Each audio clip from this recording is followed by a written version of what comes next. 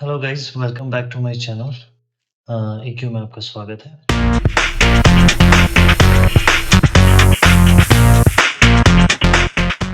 और कल जैसे कि मैंने आपको बताया था कि मैं आपके सामने एक प्लेलिस्ट लेके आऊँगा क्लास 12th की, तो ये हमारा फर्स्ट चैप्टर है। और फर्स्ट चैप्टर में फर्स्ट यूनिट का फर्स्ट चैप्टर है। सो उससे पहले हम ये जान लें कि हमारे पास जो सीबीएसई का पैटर्न है, ब्लूप्रिंट है, उसके अकॉर्डिंग हमें कैसे पढ़ना है, because this is the most important thing. तो नेशनल इनकम हमारे पास जो नेशनल इनकम यूनिट है, इसमें से आप देख सकते हो कि नेशनल इनकम का हमारे पास कितना पार्ट आ रहा है। 6 नंबर का एक क्वेश्चन आएगा। इट्स मीन नेशनल इनकम हमारा न्यूमेरिकल है, तो एक 6 नंबर का क्वेश्चन हमारे पास पक्का आएगा नेशनल इनकम से, और एक 3 नंबर में आएगा। और इसकी अगर हम बात करें मनी या बैंकिंग की, तो इसमें 4 नंबर का एक क्वेश्चन है, टोटल मार्क्स 6 नंबर का है, और एक-एक नंबर के 2 क्वेश्चन है। तो एक-एक नंबर है, तो वी कांट गेस कि कौन-सा क्वेश्चन आएगा।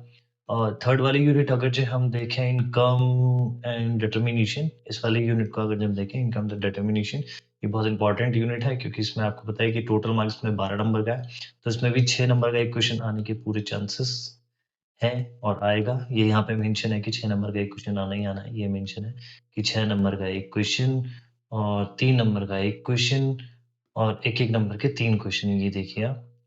फिर चैप्टर 4 में हम चलते हैं, जिसे हम कहते हैं गवर्नमेंट बजट। तो गवर्नमेंट बजट से भी आप कह रहे हैं 4 नंबर का एक क्वेश्चन आता है, फिस्कल डेफिसिट, प्राइमरी डेफिसिट। हम उस पे गेस कर सकते हैं कि वहाँ से क्वेश्चन आ सकता है, और एक-एक नंबर के 2 क्वेश्चन हमारे पास यहाँ पे गिवन है।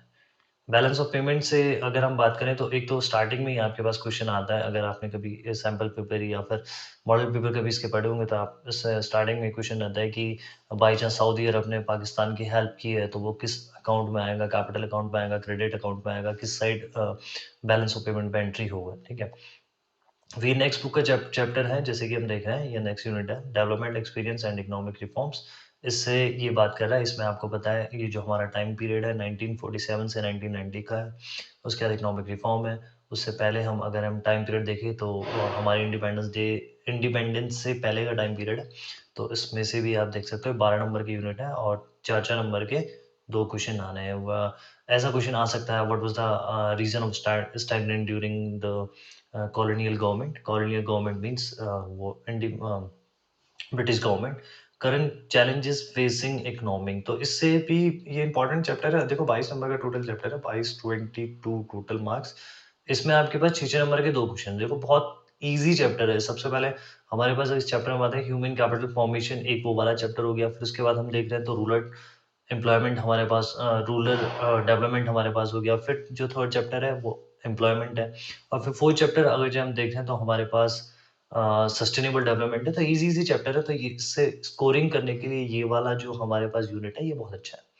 और फिर इस वाले चैप्टर की अगर जो हम बात करें, तो इसमें भी एक एक नंबर के 2 क्वेश्चन है हमारे पास। ये देखिए, एक एक नंबर के 2 क्वेश्चन है, 3 नंबर का एक क्वेश्चन है, टोटल 6 नंबर का हमारे पास ये चैप्टर भी है, और कह सकते हैं यूनिट भी है।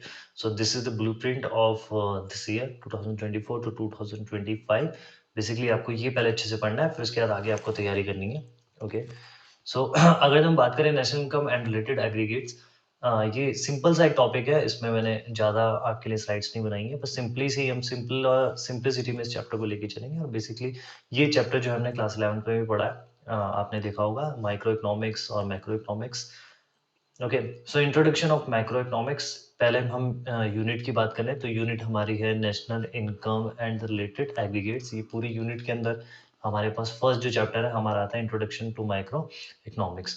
सो फर्स्ट ऑफ ऑल अगर जब हम बात करें माइक्रो इकोनॉमिक्स की, तो जब हमने क्लास 11 में भी हमने पढ़ा था, तो बेसिकली सबसे पहले हमारे पास जो स्लाइड थी वो माइक्रो और मैक्रो के डिफरेंस के बारे में था। तो मैक्रो मीन्स होता है जब हम किसी भी होल चीज के बारे में बात करते हैं, पूरी इकोनॉमी के बारे में बात करते हैं ना। आप पूरी इकोनॉमिक के बारे में ऐसे तो बात करेंगे नहीं कि भाई 1 किलो टमाटर का रेट कितना है, 1 किलो शुगर का रेट कितना है, 1 किलो ऑनियन का रेट कितना है ना। बेसिकली जब हम बात करेंगे भाई हमारी कंट्री में कितना अनएम्प्लॉयमेंट है, या फिर हमारे कंट्री में कितने लोग ऐसे हैं जो एम्प्लॉयड हैं, या फिर हमारे देश में जितने भी लोग रहते हैं उनकी इनकम कितनी है। So basically if we will talk about the economic as a whole, तो उसको हम कहते हैं मैक्रो इकोनॉमिक। तो मैंने यहाँ पे मेंशन भी किया है, देखो आपको ये कह रहा है कि भाई जब हम क्या करें, पूरी इकोनॉमिक के बारे में बात कर रहे हैं, तो उसे हम कहते हैं माइक्रो इकोनॉमिक, मैक्रो इकोनॉमिक। आपको सिंपली ये है कि इसके एग्जाम्पल लिखने बहुत ज़रूरी है। अगर आपके पास ये आ जाता है 1 नंबर में डेफिनिशन पूछ लेता है, तो सबसे ज़्यादा जो इम्पोर्टेंट है इसमें examples. Okay, economic as a whole तो आपको याद ही है। तो भाई किस चीज़ की बात करता है? इन्फ्लेशन।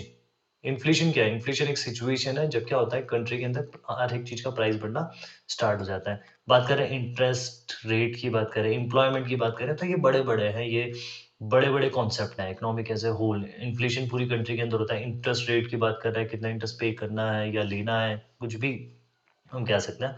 एम्प्लॉयमेंट की बात कर रहे हैं कि हमारी कंट्री में कितना एम्प्लॉयमेंट जनरेट हुआ है या कितना होगा, है ना? अब अगर हम बात करें माइक्रो इकोनॉमिक्स की, तो ये भी एक छोटा-सा टॉपिक है। इस मैंने पहले ही आपको छोटा बता दिया था, एक छोटा-सा है। तो अगर इसकी हम अगर से बात करें तो micro economic is the study how individuals, household, business and make decision and allocate resources. भाई अगर हम माइक्रो इकोनॉमिक्स की बात करें तो ये भी एक छोटा सा कॉन्सेप्ट है। हालांकि इसमें चीजें वही होती हैं जो मैक्रो में होती है, लेकिन इसमें जो चीजें हैं वो छोटे तरीके से सॉल्व की जाती है। भाई हर एक इंडिविजुअल की प्रॉब्लम क्या है, ठीक है, हर एक हाउस होल्ड की प्रॉब्लम क्या है। जैसे we are the household, मैं अपने घर में रह रहा हूँ, मेरे घर में एक महीने में का कितना राशन लग रहा है, तो वो सब प्रॉब्लम छोटी छोटी प्रॉब्लम्स है ना। कोई एक फर्म है, एक फर्म आपको बता रहा है कि भाई हमारे एम्प्लॉयज को हमने इस बार इतना सैलरी दी है, तो it is a problem of micro economics, क्योंकि एवरी इंडिविजुअल के बारे में हम बात कर रहे हैं, है ना। तो एक छोटा सा मैंने यहाँ पे एग्जांपल भी आपके सामने लिखा है, how family decide what to produce, how to produce, है ना, और हमें कितना सेव करना है। तो ये प्रॉब्लम होगी माइक्रो इकोनॉमिक्स की। ये देखिए आप जो मैंने यहाँ पे लिखा है। तो इसके अंदर how firm decide how many product to be make at what price and to be sell, ठीक है। तो इसमें एक फर्म है, फर्म डिसाइड करेगा कि भाई हमें कितने प्रोडक्ट बनाने हैं और कितना प्राइस में इसे सेल करना है, ठीक है। तो आगे आपको समझ में, ये इजी है बिल्कुल। माइक्रो मैक्रो का डेफिनेशन आपसे बिल्कुल 1 नंबर में पूछा जा सकता है कि कोई भी प्रॉब्लम है, आप मान के चलो कि एग्जांपल में आपको दे दिया है कि which of the following problem is related with the macro economics, ठीक है। इनमें से कौन सी प्रॉब्लम है जो मैक्रो इकोनॉमिक्स से रिलेटेड है। तो आपको ऑप्शन में दे देगा जैसे बाय चांस इसने दे दिया price of an individual things, या फिर प्राइस ऑफ टोमेटो दे दिया, फिर एक दे दिया इन्फ्लेशन, फिर आपको दे दिया प्राइस ऑफ पर्टिकुलर फॉर्म। सो आपको टिक करना है कि इन्फ्लेशन है जो मैक्रो की प्रॉब्लम है। ऐसे ही सेम क्वेश्चन आपसे माइक्रो में भी पूछ सकता है कि इनमें से which of the following is related with the micro economics. तो दे देगा आपको inflation, then interest rate, then employment, और फिर एक दे देगा आपको प्राइस ऑफ पर्टिकुलर किसी भी आइटम का प्राइस दे देगा, तो आपको प्राइस में टिक करना है। तो छोटी प्रॉब्लम जो होती है वो माइक्रो की होती है। माइक्रो मीन्स स्मॉल होता है, माइक्रोस्कोप भी होता है, ऐसे छोटी छोटी चीजें दिखती है, तो इसलिए माइक्रो मीन्स स्कोप स्मॉल, और मैक्रो मीन्स होता है लार्ज, जो कि आपको बताता है बड़ा, बड़ी चीजों के बारे में बताता है।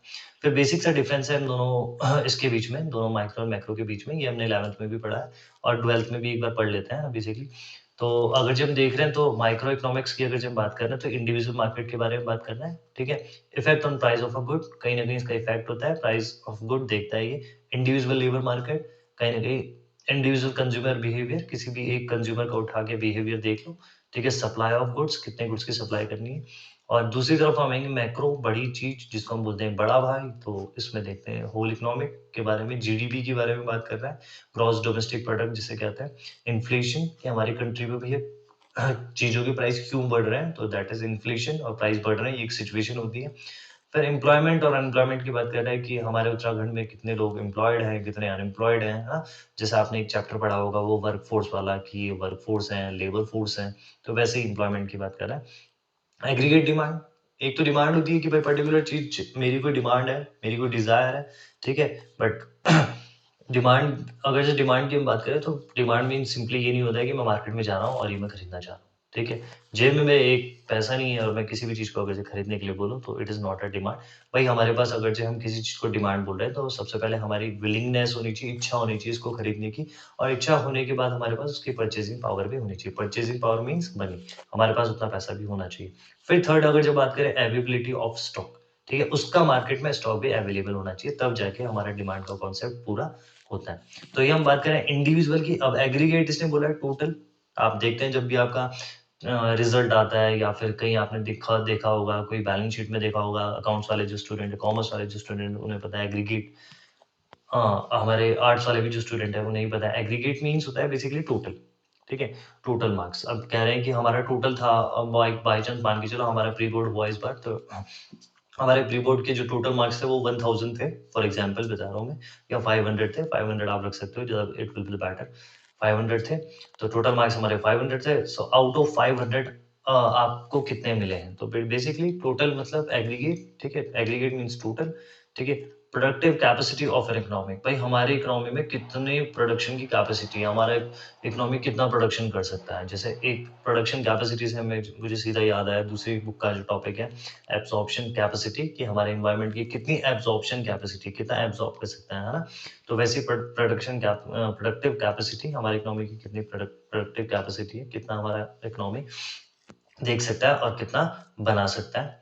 बेसिकली दो एक छोटे-छोटे टॉपिक हैं जो मैंने यहाँ पे मैंने सोचा है कि आपको इनके बीच में डिफरेंस बता दूँ, क्योंकि क्लासिकल और केनेसियन थ्योरी, आप इकोनॉमिक्स के स्टूडेंट हैं तो आपको पता होना चाहिए। तो अगर हम देखें तो क्लासिकल और केनेसियन, पहले हम क्लासिकल के बारे में पढ़ लेते हैं। ये क्लासिकल है और ये केनेसियन है यहाँ पे हमारा।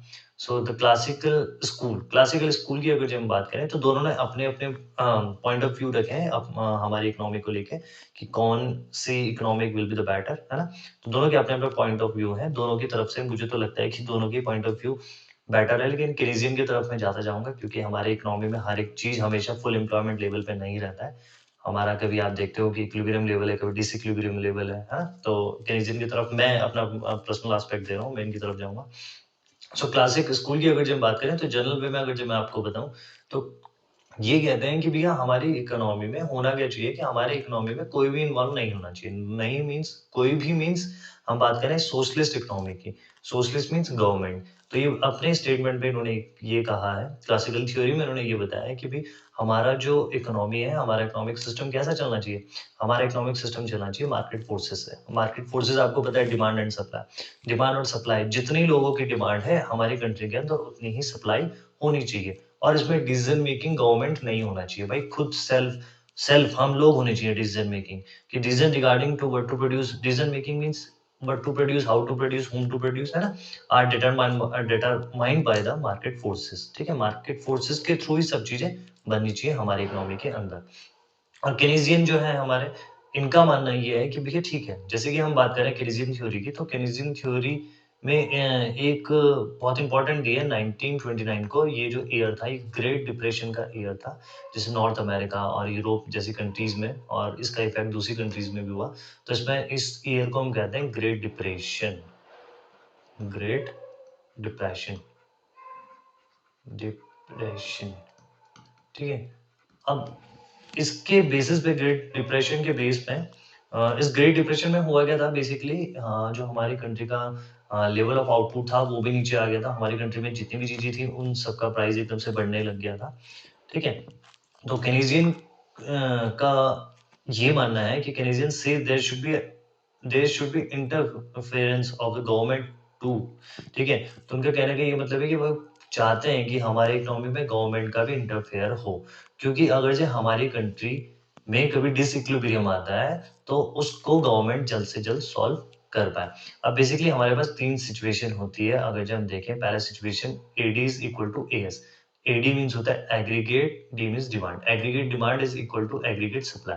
तो इस वाली सिचुएशन पे तो हमारी कंट्री कभी रहती नहीं है ना। जनरली हम बोलते हैं कि भाई अचीव तो ये करना चाहते हैं कि भाई एग्रीगेट डिमांड हमेशा इक्वल हो एग्रीगेट सप्लाई के, लेकिन ये पॉसिबिलिटी नहीं है ना, फ्लक्चुएशन बहुत ज्यादा है।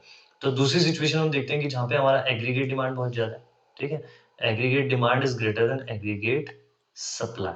तो इस वाले सिचुएशन को हम बोलते हैं डिसइक्विलिब्रियम सिचुएशन। मतलब एग्रीगेट ज्यादा है, मतलब लोग ज्यादा डिमांड कर रहे हैं और सप्लाई कम हो रही है हमारी कंट्री के अंदर।